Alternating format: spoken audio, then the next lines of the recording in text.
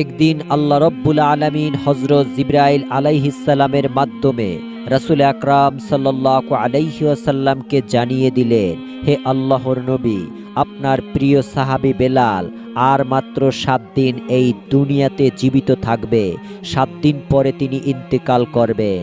রাসূল আকরাম সাল্লাল্লাহু আলাইহি ওয়াসাল্লাম আল্লাহ রব্বুল আলামিনের পক্ষ থেকে এই সংবাদ জানার পরে তিনি তার বিশিষ্ট সাহাবী হযরত উমর ও আলী রাদিয়াল্লাহু তাআলা আনহুমাকে বললেন, হে আমার সাহাবীরা, আমি জানতে পারলাম আমার প্রিয় সাহাবী বেলাল আর মাত্র 7 দিন পর এই দুনিয়া থেকে ইন্তেকাল করে চলে যাবেন। কিন্তু আমি জানি আমার এই প্রিয় সাহাবী এখনো বিবাহের সুন্নাত আদায় করেনি। তাই তোমরা যাও, মদিনার প্রতিটি ঘরে ঘরে খুঁজে দেখো আমার এই প্রিয় সাহাবীর সাথে কোনো মেয়ের পিতা তার কন্যাকে বিবাহ দিতে রাজি হয় কিনা। তবে তোমরা সেই পিতাকে অবশ্যই বলে নিবে যে বেলাল আর মাত্র 7 দিন জীবিত থাকবে। হযরত আলী ও উমর ফারুক রাদিয়াল্লাহু তাআলা আনহুমা রাসূল আকরাম সাল্লাল্লাহু আলাইহি ওয়াসাল্লামের কাছ থেকে এই নির্দেশ পাওয়ার পরে হযরত বেলাল ও আলী রাদিয়াল্লাহু তাআলা আনহু এর জন্য পাত্রীর সন্ধানে বেরিয়ে পড়লেন।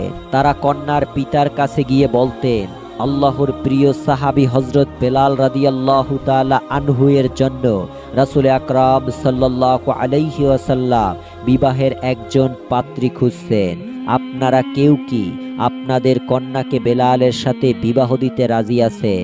তাদের এই কথা শুনে কন্যার পিতারা বলতে লাগলো, আমরা কেন আল্লাহর নবীর প্রিয় সাহাবী হযরত বেলালের হাতে আমাদের কন্যাকে তুলে দিব না।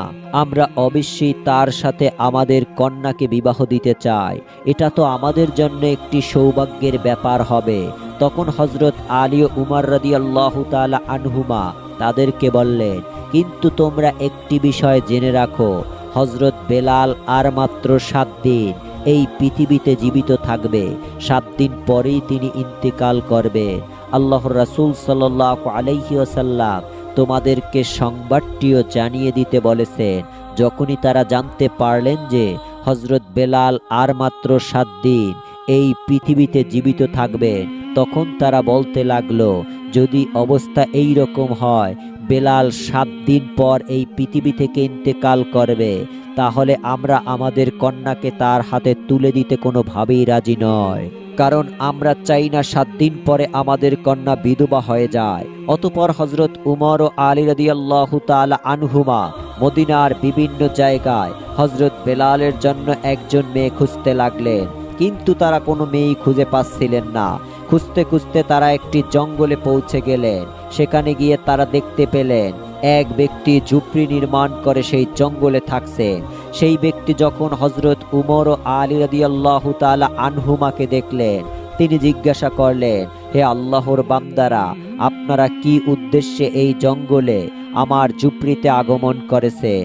হযরত উমর ও আলী রাদিয়াল্লাহু তাআলা আনহুমা তার কথা শুনে বললেন, আমরা আল্লাহর নবীর সাহাবী হযরত উমর ও আলী, আমরা রাসূল আকরাম সাল্লাল্লাহু আলাইহি ওয়াসাল্লামের নির্দেশে তার একজন প্রিয় সাহাবী হযরত বেলালের জন্য একজন মেয়ের সন্ধান করছি, যার সাথে তার বিবাহ দেওয়া যায়। তখন সেই ব্যক্তি বলল, যদি তাই হয় তাহলে তো আমার একজন মেয়ে আছে, আমি তাকে আল্লাহর প্রিয় সাহাবী হযরত বেলালের হাতে তুলে দিতে চাই। আর কেনই বা আমি আমার কন্যাকে তার হাতে তুলে দিতে চাইব না? কারণ তিনি তো আল্লাহর নবীর একজন প্রিয় সাহাবী। তার হাতে আমার কন্যাকে তুলে দিতে পারলে আমি নিজেকেই সৌভাগ্যবান মনে করব। তখন হযরত আলী ও উমর রাদিয়াল্লাহু তাআলা আনহু তাকে বললেন, তবে তুমি এই কথাটি জেনে রাখো, আল্লাহর সেই প্রিয় সাহাবী এই দুনিয়াতে আর মাত্র 7 দিন জীবিত থাকবেন। 7 দিন পরেই তিনি ইন্তেকাল করবেন। যখন সেই ব্যক্তি তাদের কাছ থেকে সংবাদ জানতে পারলেন, তখন তিনি বললেন, যদি মাত্র 7 দিন এই পৃথিবীতে তিনি জীবিত থাকেন, তাহলে আমি আমার কন্যাকে তার হাতে তুলে দিতে চাই না। কারণ আমি চাই না মাত্র 7 দিনের মধ্যেই আমার কন্যা বিধবা হয়ে যাক। আল্লাহর নবীর প্রিয় সাহাবী ও সেই ব্যক্তির মধ্যকার এই কথাগুলি দূরে দাঁড়িয়ে তার কন্যা শুনছিলেন। তার কন্যাটি যখন দেখলেন তার পিতা আল্লাহর নবীর সাহাবীর সাথে তার বিবাহের কথা বাতিল করে দিচ্ছেন, তখন সে ডাক দিয়ে বলল, আব্বাজান, আমি এই বিবাহে রাজি আছি। আপনি কিভাবে এমন বিবাহের পয়গাম প্রত্যাখ্যান করতে পারেন, যেই পয়গাম আল্লাহর নবী সাল্লাল্লাহু আলাইহি ওয়াসাল্লাম সরাসরি নিজে থেকেই পাঠিয়েছেন? আব্বাজান, আমার জীবনে যতই কষ্ট হোক না কেন, আমি চাই রাসূল আকরাম সাল্লাল্লাহু আলাইহি ওয়াসাল্লামের এই নির্দেশটি পালন করতে। এরপর আল্লাহর নবী প্রিয় সাহাবী হযরত বেলালের সাথে সেই কন্যার বিয়ে হয়ে গেল। হযরত বেলাল রাদিয়াল্লাহু তাআলা আনহু তখন তাকে জিজ্ঞাসা করলেন, হে আল্লাহর বান্দি, তুমি এ কথা জানার পরেও কেন আমাকে বিবাহ করলে? যা আমি কেবলমাত্র 7 দিন পৃথিবীতে জীবিত থাকব, 7 দিন পরে তো তুমি বিধবা হয়ে যাবে। তখন সেই মেয়েটি উত্তর দিলেন, হে আল্লাহর প্রিয় সাহাবী, যদিও 7 দিন পরে আমি বিধবা হয়ে যাব, তারপরেও আমি আমার জীবন দিয়ে হযরত রাসূল আকরাম সাল্লাল্লাহু আলাইহি ওয়াসাল্লামের একটি নির্দেশ পালন করতে পেরেছি। এজন্য আমি আমার নিজেকে ধন্য মনে করছি। আর আপনার মতো আল্লাহর নবীর একজন প্রিয় সাহাবীকে আমার স্বামী হিসাবে পাওয়া তো আমার পরম সৌভাগ্যের ব্যাপার। হযরত বেলাল রাদিয়াল্লাহু তাআলা আনহু যেই দিন ইন্তেকাল করবে, সেই দিন তিনি তার বিবিকে বললেন, বিবি, আজ রাতেই তো আমি ইন্তেকাল করব। ইন্তেকালের পূর্বে আমার মনে চাচ্ছে কিছু রুটি ভক্ষণ করার। অতএব তুমি যাও, প্রতিবেশীর বাড়ি থেকে কিছুটা আটা এনে আমার জন্য কয়েকটা রুটি তৈরি করো। হযরত বেলাল রাদিয়াল্লাহু তাআলা আনহু এর স্ত্রী তার কথা মতো 60টি রুটি তৈরি করে তার সামনে পরিবেশন করলেন। এমন সময় একজন ভিক্ষুক দরজায় এসে ডাক দিয়ে বলল, হে গৃহকর্তা, আজ কয়েকদিন যাবৎ আমি কিছুই ভক্ষণ করিনি। ক্ষুধায় আমার পেটে আগুন লেগে গেছে। দয়া করে আমাকে কিছু খাবার ভিক্ষা দান করুন। হযরত বেলাল রাদিয়াল্লাহু তাআলা আনহু যখন দেখলেন তার দরজার সামনে একজন ভিক্ষুক খাবার প্রার্থনা করছে, তখন তিনি তার মৃত্যুর আগের সেই ইচ্ছাটা পূরণ না করে সবগুলি রুটি সেই ভিক্ষুককে দান করে দিলেন।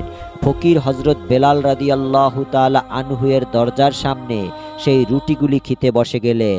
যখন হযরত বেলাল রাদিয়াল্লাহু তাআলা আনহুর মৃত্যুর সময় ঘনিয়ে আসলো, তখন হযরত আজরাইল আলাইহিস সালাম তার জান কবজ করার জন্য তার দরজার সামনে উপস্থিত হলেন। কিন্তু হযরত বেলাল রাদিয়াল্লাহু তাআলা আনহু এর দরজার সামনে উপস্থিত হয়ে দেখতে পেলেন এক ফকির ঘরের ভিতরে যাওয়ার পথ আটকে বসে আছে।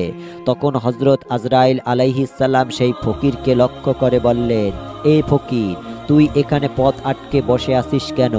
আমাকে ঘরে প্রবেশ করতে দে। আল্লাহ রব্বুল আলামিন আদেশ করেছেন যেন আমি বেলালের জান কবজ করে নিয়ে যাই।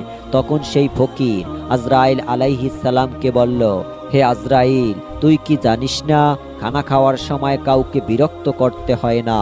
তুই কি দেখতে পাচ্ছিস না আমি এখানে বসে খানা খাচ্ছি? হযরত আজরাইল আলাইহিস সালাম যখন দেখলেন ফকির কোনোভাবেই তার পথ ছাড়ছে না, তখন তিনি আল্লাহ রব্বুল আলামিনের কাছে গিয়ে বললেন, হে পরওয়ারদিগার, আমি আপনার হুকুমে আপনার বান্দা বেলালের জান কবজ করতে গিয়েছিলাম, কিন্তু সেখানে গিয়ে দেখি এক ফকির বেলালের ঘরের দরজার পথ আটকে বসে আছে।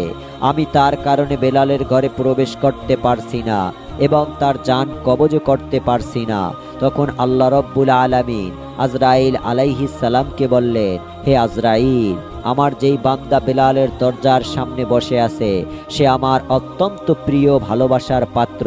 খবরদার, তুই তার সাথে কোনো রকমের বেয়াদবি করিস না। এখন গিয়ে তুই আদবের সাথে তাকে জিজ্ঞাসা কর সে কি চায়। যদি তার কোনো দাবি থাকে তুই তার দাবি পূরণ করে তারপরেই হযরত বেলালের জান কবজ করে নিয়ে আসিস। আল্লাহ রব্বুল আলামিনের এই নির্দেশে হযরত আজরাইল আলাইহিস সালাম আবার হযরত বেলাল রাদিয়াল্লাহু তাআলা আনহু এর দরজার সামনে আসলেন তার জান কবজ করার জন্য। কিন্তু তখনও তিনি দেখতে পেলেন সেই ফকির হযরত বেলালের দরজার সামনে বসে রুটিগুলি ভক্ষণ করছেন। এবার হযরত আজরাইল আলাইহিস সালাম সেই ফকিরকে বললেন, হে আল্লাহর প্রিয় বান্দা, বলো তুমি বেলালের দরজা থেকে সরে যাওয়ার জন্য কি চাও? আল্লাহ রব্বুল আলামিন বলেছেন, তুমি যা চাইবে আল্লাহ রব্বুল আলামিন তোমাকে তাই দান করবেন। তখন সেই ফকির বলল, বেলাল আমাকে 60টি রুটি দান করেছে, আর আল্লাহ রব্বুল আলামিন বলেছেন যে 1 গুণ দান করবে তার বিনিময় আল্লাহ তাকে 10 গুণ দান করবে। আমি চাই বেলালের এই 60টি রুটির বিনিময় তাকে 70 বছর হায়াত দান করা হোক। ফকিরের কথা শুনে হযরত আজরাইল আলাইহিস সালাম বললেন, এটা তো অসম্ভব। আল্লাহ রব্বুল আলামিন আমাকে জান কবজ করার নির্দেশ দিয়েছেন, অতএব আমাকে তার জান কবজ করে আল্লাহ রব্বুল আলামিনের হুকুম পালন করতেই হবে। তুমি এছাড়া অন্য কিছু চাও, এছাড়া তুমি যা চাইবে আল্লাহ রব্বুল আলামিন তোমাকে তাই দান করবেন। তখন সেই ফকির বলল, আমি এছাড়া আর অন্য কিছু চাই না। দুনিয়ার কোনো ধন সম্পদ ও পার্থিব সুখ শান্তির কোনো আশা আমার নেই। আমি চাই আল্লাহর সাহাবী হযরত বেলালের হায়াত 70 বছর পর্যন্ত বৃদ্ধি করে দেয়া হোক। হযরত আজরাইল আলাইহিস সালাম বললেন, তোমার এই দাবি কোনোভাবেই আমি পূরণ করতে পারবো না। আল্লাহ রব্বুল আলামিন আমাকে তার জান কবজ করার নির্দেশ দিয়েছেন, অতএব আমাকে তার জান কবজ করতেই হবে। তখন সেই ফকির বলল, আজরাইল, আল্লাহ তাআলা পারেন না এমন কোনো কাজ নেই। আল্লাহ রব্বুল আলামিন যদি বেলালের হায়াত বৃদ্ধি না করে দেন, তাহলে আমি 70 বছর যাবৎ 60টি রুটি বেলালের দরজার সামনে বসিয়ে ভক্ষণ করব। আর এভাবে না তুমি বেলালের ঘরে প্রবেশ করতে পারবে, আর না তার জান কবজ করতে পারবে। রাসূল আকরাম সাল্লাল্লাহু আলাইহি ওয়াসাল্লাম পবিত্র হাদিস শরীফে ঘোষণা করেছেন, আল্লাহ রব্বুল আলামিনের এই দুনিয়াতে আল্লাহর এমন কিছু প্রিয় বান্দা রয়েছে, লাউ আকসামা আলাল্লাহি লা আবরারাহু, যদি তারা আল্লাহ রব্বুল আলামিনের নামে শপথ করে কোনো কথা বলে দেন, তাহলে আল্লাহ রব্বুল আলামিন অবশ্যই তাদের সেই দাবি পূরণ করেন। হযরত বেলালের দরজার সামনে যেই ফকির বসেছিলেন, তিনি সাধারণ কোনো ফকির ছিলেন না, তিনি ছিলেন আল্লাহ ও তার রাসূলের পাগল হযরত ওয়াইস কুরুনি রাহমাতুল্লাহ আলাইহি। হযরত ওয়াইস কুরুনি রাহমাতুল্লাহ আলাইহি যখন আল্লাহর কাছে হযরত বেলালের হায়াত বৃদ্ধির জন্য দাবি করে বসলেন, তখন আল্লাহ রব্বুল আলামিন এই দাবি পূরণ না করে আর পারল না। তখন তিনি হযরত আজরাইল আলাইহিস সালামকে ডাক দিয়ে বললেন, হে মালাকুল মউত আজরাইল, আমার প্রিয় বান্দা ওয়াইস কুরুনি একটি দাবি করে বসেছে, আর আমি আল্লাহ সেই দাবি কি পূরণ করব না? এটা কিভাবে হতে পারে? হে আজরাইল, তুমি ফিরে আসো। আমি আমার প্রিয় বান্দা হযরত ওয়াইস কুরুনির দাবি মঞ্জুর করে নবীজির প্রিয় সাহাবী হযরত বেলালের হায়াত 70 বছর পর্যন্ত দীর্ঘ করে দিলাম। একবার আমিরুল মুমিনিন হযরত উমর ফারুক রাদিয়াল্লাহু তাআলা আনহু হযরত আলী রাদিয়াল্লাহু তাআলা আনহুকে সঙ্গে নিয়ে কুফা নগরীতে আগমন করলেন। তিনি কুফা নগরীতে গিয়ে কুফার অধিবাসীদেরকে লক্ষ্য করে বললেন, হে কুফাবাসীরা, তোমরা কি কেউ আমাকে ওয়াইস কুরুনির সংবাদ দিতে পারো? হুজুরে আকরাম সাল্লাল্লাহু আলাইহি ওয়াসাল্লামের একটি বিশেষ নির্দেশ পালন করার জন্য আল্লাহর প্রিয় বান্দার সাথে আমাদের দেখা করার একান্ত প্রয়োজন। তখন কুফার অধিবাসীরা বলল, হুজুর, আমরা এমন কোনো ব্যক্তিকে চিনি না। উমর রাদিয়াল্লাহু তাআলা আনহু তাদেরকে বললেন, তোমাদের এখানে কেউ কি এমন লোক আছে যার বাড়িঘর এই এলাকায়? উমর রাদিয়াল্লাহু তাআলা আনহুয়ের এই কথা শুনে একজন ব্যক্তি দাঁড়িয়ে বললেন, হুজুর, আমার বাড়ি এই এলাকায়। উমর রাদিয়াল্লাহু তাআলা আনহু তাকে জিজ্ঞাসা করলেন, তুমি কি ওয়াইস কুরুনি নামক কোনো ব্যক্তিকে চিনো? সেই ব্যক্তি বললেন, হুজুর, আমি একজন ব্যক্তিকে চিনি, কিন্তু আমি জানি না যে সে আপনাদের তলবকৃত ব্যক্তি কিনা। সে একজন পাগল প্রকৃতির লোক। মানুষেরা যখন হাসে তখন সে কাঁদে, আর মানুষেরা যখন কাঁদে তখন সে হাসে। সে উট চড়িয়ে দিন অতিবাহিত করে। তার জামা কাপড়গুলি ছিঁড়া ও ময়লা। সে সব সময় মানুষের দৃষ্টির অন্তরালে থাকতে পছন্দ করে। হযরত উমর ফারুক রাদিয়াল্লাহু তাআলা আনহু তখন সেই ব্যক্তিকে বললেন, তুমি আমাদেরকে তার কাছে নিয়ে চলো। আমরা এমন একজন ব্যক্তিকেই খুঁজছি। আল্লাহর নবী সাল্লাল্লাহু আলাইহি ওয়াসাল্লাম আমাদের কাছে তার সকল নির্দেশন বলে দিয়েছেন। তুমি যেই নির্দেশগুলি বলেছো, রাসূল আকরাম সাল্লাল্লাহু আলাইহি ওয়াসাল্লাম আমাদের কাছে এই রকম নিদর্শন বলেছিলেন। অতএব তুমি আমাদেরকে সেই ব্যক্তির কাছে নিয়ে চলো। তখন সেই ব্যক্তি হযরত উমর ফারুক রাদিয়াল্লাহু তাআলা আনহু ও হযরত আলী রাদিয়াল্লাহু তাআলা আনহুকে নিয়ে সেই ব্যক্তির খোঁজে বেরিয়ে পড়লেন। এক বিরাম ময়দানে গিয়ে তারা দেখতে পেলেন সেই ব্যক্তি একটি গাছের নিচে নামাজ আদায় করছেন। হযরত উমর ও আলী রাদিয়াল্লাহু তাআলা আনহু তখন তার কাছে এগিয়ে গিয়ে পাশে গিয়ে দাঁড়িয়ে রইলেন। সেই লোকটি নামাজ শেষ করলে তারা তাকে সালাম দিলেন। লোকটি সালামের উত্তর দিয়ে তাদেরকে জিজ্ঞাসা করলেন, আপনারা কি উদ্দেশ্যে আমার কাছে এসেছেন? তারা উত্তর দিল, আমরা আল্লাহর নবীর সাহাবী হযরত উমর ও আলী। আমরা আল্লাহর একজন প্রিয় বান্দাকে অন্বেষণের উদ্দেশ্যে এখানে এসেছি। আপনি কি দয়া করে আপনার নামটি আমাদের কাছে বলবেন? তখন সেই ব্যক্তি বলল, আমার নাম আব্দুল্লাহ, অর্থাৎ আমি আল্লাহর বান্দা। হযরত উমর রাদিয়াল্লাহু তাআলা আনহু বললেন, আমরা তো সবাই আব্দুল্লাহ। আমি আপনার কাছে সেই নামটি জানতে চাচ্ছি যেই নামটি আপনার বাবা মা আপনার জন্য রেখেছিলেন। তখন সেই ব্যক্তি বলল, আমার বাবা মা আমার জন্য ওয়েস নাম রেখেছিলেন এবং লোকেরা আমাকে কর এলাকার অধিবাসী হওয়ার কারণে ওয়েস কুরুনি বলে ডাকে। তখন হযরত উমর রাদিয়াল্লাহু তাআলা আনহু আদবের সাথে তাকে বললেন, হে আল্লাহর বান্দা, আপনি কি দয়া করে আপনার ডান হাতটি আমাদেরকে দেখাবেন? ওয়েস কুরুনি রহমাতুল্লাহ আলাইহি তখন হযরত উমর ও আলী রাদিয়াল্লাহু তাআলা আনহু এর দিকে এগিয়ে ডান হাতটি এগিয়ে দিলেন। তারা দেখতে পেলেন তার ডান হাতে কুষ্ঠরোগের একটি সাদা চিহ্ন রয়েছে। রাসূল আকরাম সাল্লাল্লাহু আলাইহি ওয়াসাল্লাম তার নির্দেশগুলি বলার সময় এই নির্দেশগুলি বলে দিয়েছিলেন। তখন তারা দুজনে তার হাতে চুম্বন দিয়ে বললেন, হে আল্লাহর প্রিয় বান্দা, আমরা তো আপনার খোঁজে এসেছিলাম। তখন তিনি তাদেরকে জিজ্ঞাসা করলেন, কেন আপনারা এত কষ্ট করে আমাকে অন্বেষণ করে বের করেছেন? তারা বললেন, হুজুরে আকরাম সাল্লাল্লাহু আলাইহি ওয়াসাল্লাম তার ইন্তেকালের পূর্বে আমাদেরকে একটি নসিহত করে গেছেন। তিনি তার পবিত্র জুব্বা মোবারক আমাদের হাতে দিয়ে বলে গেছেন আমরা যেন এটি আপনার কাছে পৌঁছে দেই। এবং তিনি আরও বলেছেন, তোমরা ওয়েস কুরুনিকে বলবে তিনি যেন আমার উম্মতের জন্য দোয়া করেন। ওয়েস কুরুনি রহমাতুল্লাহ আলাইহি বললেন, আপনারা হলেন রাসূল আকরাম সাল্লাল্লাহু আলাইহি ওয়াসাল্লামের প্রিয় সাহাবী। দোয়া করার জন্য তো আপনারাই আমার চেয়ে অধিক উপযুক্ত ব্যক্তি। অতএব আপনারা তার উম্মতের জন্য দোয়া করুন।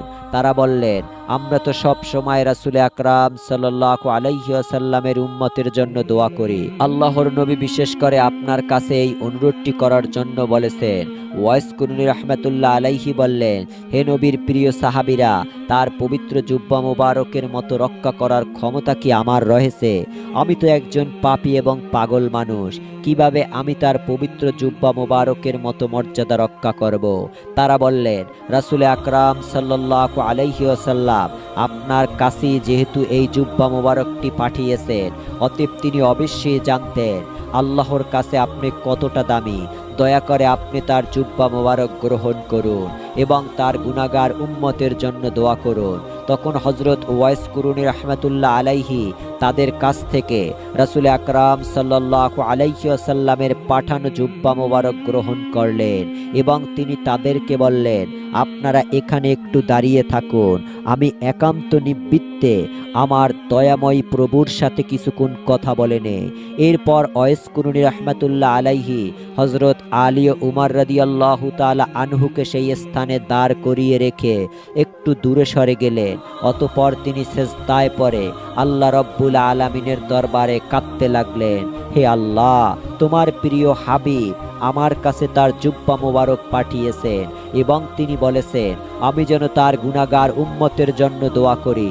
তোমার হাবিব তার দায়িত্ব পালন করেছে। হযরত আলী ও উমর রাদিয়াল্লাহু তাআলা আনহুকে তিনি একটি দায়িত্ব দিয়েছিলেন, তারাও তার দায়িত্ব পালন করেছেন এবং আপনার প্রিয় হাবিব আমাকেও একটি দায়িত্ব দিয়েছেন, আর তা হলো আমি যেন তার গুনাহগার উম্মতের জন্য দোয়া করি। হে আল্লাহ, আমি আপনার প্রিয় হাবিবের নির্দেশে আপনার দরবারে তার গুনাহগার উম্মতের জন্য দোয়া করছি। দয়াময়, আপনি তার সকল গুনাহগার উম্মতকে ক্ষমা করে দিন। ওয়েস কুরুনি রাহমাতুল্লাহ আলাইহি এর এই মোনাজাতের পরিপ্রেক্ষিতে আল্লাহ রব্বুল আলামিন বলেন, হে ওয়েস, তুমি সেজদা থেকে মাথা উঠাও। তোমার এই দোয়ার বরকতে আমিও উম্মতে মুহাম্মাদের একটি অংশকে ক্ষমা করে দিলাম। ওয়েস কুরুনি রাহমাতুল্লাহ আলাইহি বললেন, হে আল্লাহ, আপনি যতক্ষণ না পর্যন্ত তামাম উম্মতে মুহাম্মাদিকে ক্ষমা করবেন না, ততক্ষণ পর্যন্ত আমি সেজদা থেকে মাথা উঠাবো না এবং আপনার প্রিয় হাবিবের জুব্বা মোবারক পরিধান করব না। তখন আল্লাহ রব্বুল আলামিন বললেন, হে ওয়াইস, তোমার দোয়ার কারণে আমি উম্মতে মুহাম্মাদের 1/3 অংশের গুনাহ মাফ করে দিলাম। তুমি সেজদা থেকে মাথা উঠাও। ওয়াইস কুরুনি রাহমাতুল্লাহ আলাইহি বললেন, হে আল্লাহ, যতক্ষণ না আপনি আপনার প্রিয় হাবিবের সমস্ত উম্মতের গুনাহগুলো মাফ করবেন, ততক্ষণ পর্যন্ত আমি সেজদা থেকে মাথা উঠাবো না এবং আপনার প্রিয় হাবিবের জুব্বা মোবারক আমি গায়ে দিব না। তখন আল্লাহ রব্বুল আলামিন বললেন, হে ওয়াইস, তোমার দোয়ার কারণে আমি অর্ধেক উম্মতে মুহাম্মাদের গুনাহ মাফ করে দিলাম। তুমি সেজদা থেকে মাথা উঠাও। ওয়াইস কুরুনি রাহমাতুল্লাহ আলাইহি পুনরায় আল্লাহ রব্বুল আলামিনের দরবারে আরজ করলেন, হে আল্লাহ, আপনি তামাম উম্মতে মুহাম্মাদের গুনাহগুলো মাফ করে দিন। তখনই কেবল আমি সেজদা থেকে মাথা উঠাবো। ওই দিকে দূরে দাঁড়িয়ে থাকা হযরত উমর ও আলী রাদিয়াল্লাহু তাআলা আনহু অনেকক্ষণ পর্যন্ত দাঁড়িয়ে থাকার কারণে বিরক্ত বোধ করলেন। তখন তারা হযরত ওয়াইস কুরুনি রাহমাতুল্লাহ আলাইহির কাছে গিয়ে দেখতে চাইলেন আসলে তিনি কি করছেন। যখন হযরত উমর ও আলী রাদিয়াল্লাহু তাআলা আনহু ওয়াইস কুরুনি রাহমাতুল্লাহ আলাইহির কাছে এগিয়ে আসলেন, তখন তার ধ্যান ভঙ্গ হয়ে গেল। আশিক মাশুকের প্রেমের বন্ধন ছিন্ন হয়ে গেল। তখন তিনি অত্যন্ত আফসোস নিয়ে হযরত উমর আলী রাদিয়াল্লাহু তাআলা আনহুমাকে বললেন, আপনারা যদি আরেকটু পরে আসতেন তাহলে আমি সমস্ত উম্মতে মুহাম্মাদের গুনাহবলীকে মাফ করে নিতে পারতাম। আপনারা আমার কাছে এগিয়ে আসায় আমার ধ্যান ভঙ্গ হয়ে গেছে, যার কারণে আমি আল্লাহ রব্বুল আলামিনের কাছ থেকে সমস্ত উম্মতে মুহাম্মাদের গুনাহগুলো মাফ করিয়ে নিতে পারলাম না। তখন তারা আফসোসের সাথে আল্লাহ রব্বুল আলামিনের দরবারে তওবা করে ফরিয়াদ করলেন, হে আল্লাহ, আপনার প্রিয় বান্দার ধ্যান ভঙ্গ করার জন্য আপনি আমাদেরকে ক্ষমা করে দিন। এরপর হযরত আলী রাদিয়াল্লাহু তাআলা আনহু ওয়াইস কুরুনি রাহমাতুল্লাহ আলাইহিকে বললেন, হে আল্লাহর বান্দা, আল্লাহর রাসূলকে কতটা ভালোবাসেন, তারপরেও কেন আপনি তার জীবদ্দশায় মদিনায় এসে তার সাথে সাক্ষাৎ করেননি? ওয়াইস কুরুনি রাহমাতুল্লাহ আলাইহি তখন তাদেরকে জিজ্ঞাসা করলেন, আপনারা তো সব সময় রাসূল আকরাম সাল্লাল্লাহু আলাইহি ওয়াসাল্লামের পাশেই ছিলেন। আচ্ছা বলুন তো, তার চেহারা মোবারকে যেই ভুরুগুলো ছিল সেইগুলি কি জোড়া লাগানো ছিল, না তার মাঝে কোনো ফাঁকা স্থান ছিল? হে আল্লাহর প্রিয় বান্দা, রাসূল করিম সাল্লাল্লাহু আলাইহি ওয়াসাল্লামের সম্মান ও মর্যাদার দিকে লক্ষ্য রেখে আমরা কখনোই তার চেহারার দিকে তাকাতে পারতাম না। তখন ওয়াইস কুরুনি রাহমাতুল্লাহ আলাইহি তাদেরকে বললেন, হে নবীর প্রিয় সাহাবীরা, কিন্তু আমি কখনোই নবীকে দেখিনি, তারপরেও তোমাদেরকে বলে দিচ্ছি, রাসূল আকরাম সাল্লাল্লাহু আলাইহি ওয়াসাল্লামের চেহারার ভুরু মোবারকগুলি একাত্রে জোড়া লাগানো ছিল। মূলত রাসূল আকরাম সাল্লাল্লাহু আলাইহি ওয়াসাল্লামকে দেখার প্রবল বাসনা আমার মনেও ছিল, কিন্তু আমার একজন বৃদ্ধা অসুস্থ মা ছিল, তার সেবা যত্ন করার মতো আমি ছাড়া এই পৃথিবীতে আর কেউই ছিল না। তাই তাকে ফেলে রাসূলের সাক্ষাৎ করার জন্য আমি কখনোই যেতে পারিনি। এরপর হযরত উমর রাদিয়াল্লাহু তাআলা আনহু ওয়াইস কুরুনি রাহমাতুল্লাহ আলাইহি এর কাছে আরজ করলেন, আপনি আমার জন্য আল্লাহর কাছে একটু দোয়া করুন। ওয়াইস কুরুনি রাহমাতুল্লাহ আলাইহি বললেন, আমি কোনো ব্যক্তি বিশেষের জন্য দোয়া করি না, আমি আল্লাহর কাছে প্রতি নামাজের পরে দোয়া করি, তোমার প্রিয় হাবিবের যেই সকল উম্মত ঈমান নিয়ে দুনিয়া থেকে বিদায় গ্রহণ করবে তাদেরকে তুমি ক্ষমা করে দাও।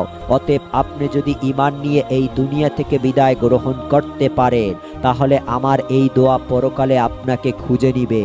হযরত উমর রাদিয়াল্লাহু তাআলা আনহু তখন তাকে বললেন, জনাব, আমি কি আপনার খোরপোশের জন্য কুফার গভর্নরের কাছে একটি চিঠি লিখে দেব, যাতে প্রতি মাসে সে আপনাকে একটি নির্দিষ্ট পরিমাণ অর্থ দান করেন, যার মাধ্যমে আপনি আপনার জীবন সচ্ছলতার সাথে অতিবাহিত করতে পারেন। তখন ওয়াইস কুরুনি রাহমাতুল্লাহ আলাইহি উমর রাদিয়াল্লাহু তাআলা আনহুকে 2টি দিরহাম দেখিয়ে বললেন, এই 2টি দিরহাম আমি উট চড়িয়ে উপার্জন করছি, আপনি কি আমাকে নিশ্চয়তা দিতে পারবেন যে এই 2টি দিরহাম খরচ করার জন্য আমি জীবিত থাকতে পারবো। আর যদি আপনি আমার বেঁচে থাকার নিশ্চয়তা দিতে না পারেন তাহলে আপনার নজরানার কোনো প্রয়োজন আমার নেই। হযরত উমর ফারুক রাদিয়াল্লাহু তাআলা আনহু তার কথা শুনে অঝর নয়নে কাঁদতে লাগলেন। অতঃপর তিনি বললেন, হে আল্লাহর বান্দা, এই পৃথিবীতে কে কার মৃত্যুর গ্যারান্টি দিতে পারে? হায় আফসোস, আমরা দুনিয়াকে নিয়ে কতটা ব্যস্ত পাগল হয়ে গিয়েছি। আপনাদের মতো আল্লাহর প্রিয় বান্দারা রয়েছেন বিদায় আল্লাহ রব্বুল আলামিন আপনাদের উসিলায় আমাদেরকে রিজিক দান করেছেন। যদি এই পৃথিবীতে আপনাদের মতো বান্দা না থাকতো তাহলে হয়তো আল্লাহ রব্বুল আলামিন আমাদেরকে এক ফোঁটা পানীয় রিজিক হিসাবে দান করতেন না। তখন ওয়াইস কুরুনি রহমাতুল্লাহ আলাইহি তাদেরকে বললেন, এবার আপনারা আমাকে বিদায় দান করুন। আমি লোকচক্ষুর অন্তরালে থাকতে সব সময় পছন্দ করি। উমর রাদিয়াল্লাহু তাআলা আনহু তাকে বললেন, হে আল্লাহর প্রিয় বান্দা, কখনো যদি আপনার কোনো প্রয়োজন হয় তাহলে আমাদেরকে স্মরণ করবেন। ওয়াইস কুরুনি রহমাতুল্লাহ আলাইহি বললেন, হে আল্লাহর নবীর প্রিয় সাহাবী, আল্লাহ রব্বুল আলামিন আমার উত্তম অভিভাবক। আমি সব সময় আমার সকল প্রয়োজন তার কাছেই ব্যক্ত করি, পৃথিবীর কোনো শ্রেষ্ঠ মাখলুকের কাছে ব্যক্ত করি না। এই বলে ওয়াইস কুরুনি রহমাতুল্লাহ আলাইহি তাদের কাছ থেকে বিদায় গ্রহণ করলেন। একবার হযরত ওয়াইস কুরুনি রহমাতুল্লাহ আলাইহি একটি জাহাজে কিছু লোকের সাথে সফর করেছিলেন। সেই জাহাজটি যখন সমুদ্রের মাঝ বরাবর এসে পৌঁছালো তখন প্রচণ্ড ঝড় বৃষ্টি শুরু হতে লাগলো। সকলেই ভাবতে লাগলো জাহাজটি হয়তো কিছুক্ষণের মধ্যেই সমুদ্রে তলিয়ে যাবে। তাই তারা চিৎকার করে আল্লাহ রব্বুল আলামিনের দরবারে দোয়া করতে লাগলো। এমন সময় তারা দেখতে পেল প্রচণ্ড এই ঝড় বৃষ্টির মাঝে একজন ফকির দরবেশ সমুদ্রের পানিতে নেমে গেল। আশ্চর্যের বিষয় এটাই যে তিনি সমুদ্রের পানির উপর জায়নামাজ বিছিয়ে নামাজ আদায় শুরু করে দিল। সকলেই তখন বুঝতে পারল এই ব্যক্তি আল্লাহ রব্বুল আলামিনের একজন প্রিয় বান্দা। তখন তারা চিৎকার করে তাকে বলতে লাগলো, হে আল্লাহর প্রিয় বান্দা, আপনি আমাদের মুক্তির জন্য আল্লাহ রব্বুল আলামিনের কাছে একটু দোয়া করুন, যাতে আল্লাহ রব্বুল আলামিন আমাদেরকে এই বিপদ থেকে উদ্ধার করে। ওয়াইস কুরুনি রহমাতুল্লাহ আলাইহি বললেন, তোমরা সকলে তোমাদের মালামালের মায়া ত্যাগ করে পানিতে নেমে পড়ো। যদি তোমরা তোমাদের মালামালের মায়া ত্যাগ করে পানিতে নেমে পড়তে পারো তাহলে আল্লাহ রব্বুল আলামিন তোমাদেরকে রক্ষা করবেন। আর যদি তোমরা এটা না করো তাহলে তোমরা জাহাজে ডুবে মরবে। ফকিরের এই কথা শুনে জাহাজের অনেক মানুষই বিশ্বাস করতে পারছিল না। তারা মনে করেছিল তারা যদি সমুদ্রের উত্তাল ঢেউয়ের মধ্যে নেমে পড়ে তাহলে তারা সমুদ্রে তলিয়ে ডুবে মরে যাবে। আবার তারা এও দেখতে পাচ্ছিল তারা এই জাহাজে বসে থাকে কিছুক্ষণ পরে এই জাহাজটিও তলিয়ে যাবে। তাই তারা সকলেই দরবেশের কথা মোতাবেক তাদের মালামালের মায়া ত্যাগ করে সেই সমুদ্রের পানিতে নেমে পড়ল। আশ্চর্য হয়ে সকলে দেখতে লাগলো তারা সমুদ্রের পানিতে তলিয়ে যাচ্ছে না। তখন সেই ফকির তাদেরকে বলল, হে আল্লাহর বান্দারা, আপনারা আপনাদের মালামালের মায়া ত্যাগ করে সমুদ্রের পানিতে নেমে পড়েছে, এই জন্য আল্লাহ রব্বুল আলামিন আপনাদের জান ভিক্ষা দিয়েছেন। আপনারা যদি আপনাদের মালামালের মায়া ত্যাগ না করে সেই জাহাজে বসে থাকতেন তাহলে সেই জাহাজ আপনাদের মালামাল সহ আপনারা সমুদ্রের পানিতে নিমজ্জিত হয়ে মৃত্যুবরণ করতেন। এরপর সেই ফকির তাদের সকলকে নিয়ে সমুদ্রের কিনারে এসে উপস্থিত হলেন। তখন তারা ফকিরের কাছে আরজ করল, হে আল্লাহর প্রিয় বান্দা, আমরা এই মালামালগুলি নিয়ে যাচ্ছিলাম গরিব ও দুঃখীদের দান করার জন্য। আমরা যদি আবার এই মালামালগুলি ফিরে পেতাম তাহলে গরিব দুঃখীদের মাঝে সেই মালামালগুলি বন্টন করে দিতাম। সেই ফকির তাদেরকে বলল, তোমরা যদি মালামালগুলি ফিরে পাও তাহলে কি সত্যি তোমরা এইগুলি গরিব দুঃখীদের মাঝে বন্টন করে দিবে? তারা বলল, সত্যি, আমরা যদি আমাদের মালামালগুলি ফিরে পাই তাহলে সবগুলিকে গরিব দুঃখীদের মাঝে বন্টন করে দিব। এরপরে সেই ফকির দুই হাত তুলে আল্লাহ রব্বুল আলামিনের দরবারে দোয়া করলেন, হে আল্লাহ, আপনি তাদের মালামাল সহ জাহাজটিকে ফিরিয়ে দিন। আল্লাহ রব্বুল আলামিনের দরবারে দোয়া করার সাথে সাথে তারা দেখতে পেল তাদের জাহাজটি সমুদ্রের কিনারে ভেসে উঠেছে। এই দৃশ্য দেখে তারা সকলে অবাক হয়ে গেল এবং আল্লাহ রব্বুল আলামিনের দরবারে অসংখ্য শুকরিয়া আদায় করল।